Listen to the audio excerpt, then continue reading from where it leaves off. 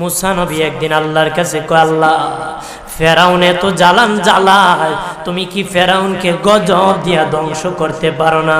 আমার আল্লাহ কয়, মুসা আমি ফেরাউনকে 4টা কারণে গজব দেই না। কয় কারণে? ফেরাউনকে 4টা কারণে গজব দেই না। 1 নম্বর কারণ হলো, রে মুসা, সারাদিন ফেরাউন বলে আমি খোদা, আর রাত যখন হয়ে যায় জঙ্গলে যায় করলাম আমি জানি তুমি খোদা, আমি খোদা না, কিন্তু আমারে মানুষ খোদা কইলে ভালো লাগে, খোদা কইলে ভালো লাগে। প্রভু তাই তুমি বিরক্ত হইয়া আমার উপর গজব দিও না। আল্লাহ বলে, মুসা রে, ওই ফেরাউনের রাত্রির দুয়ার কারণে আমি আল্লাহ তার উপর গজব দেই না।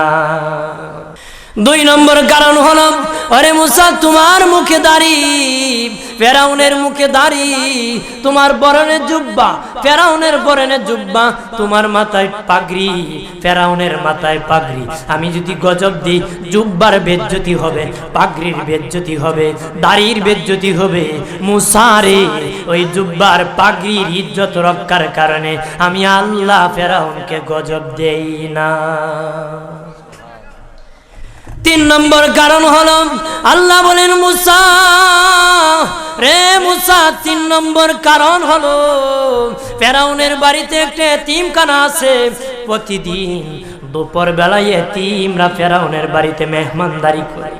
তারা খাওয়ার পরে আমি আল্লাহর কাছে দোয়া করে, আল্লাহ তুমি যদি গুসা হয়ে ফেরাউনকে গজব দিয়ে ধ্বংস করে দাও, আমরা এতিমকে কে খাওয়াইবে রে আল্লাহ, আমাদের দোয়ার বরকতে ফেরাউনকে গজব দিও না। আল্লাহ বলে, মুসা রে, এতিমের দোয়ার কারণে আমি আল্লাহ গজব দেই না। 4 নম্বর কারণ, আল্লাহ বলেন, মুসা ফেরাউনের একটা মাছ বিদ্ধ, হাঁটতে পারে না। ফেরাউন নিজ হাতে নিয়ে গোসল করায়, নিজ হাতে মায়ের শরীরে তৈল লাগায় দেয়, নিজ হাতে ফেরাউন খাওয়ায় দেয়। যখন খাওয়ানোর পরে মা বিছানার মধ্যে ঘুমায় যায়, ওই ফেরাউনের মা আমার কাছে 2টা হাত বাড়ায়, আল্লাহ আমার ফেরাউনকে যদি গজব দিয়ে ধ্বংস করে দাও, আমি মায়ের সেবা কে করবে? আল্লাহ বলেন, মুসা রে, ফেরাউনের মায়ের দুয়ার কারণে আমি আল্লাহ গজব দেই না।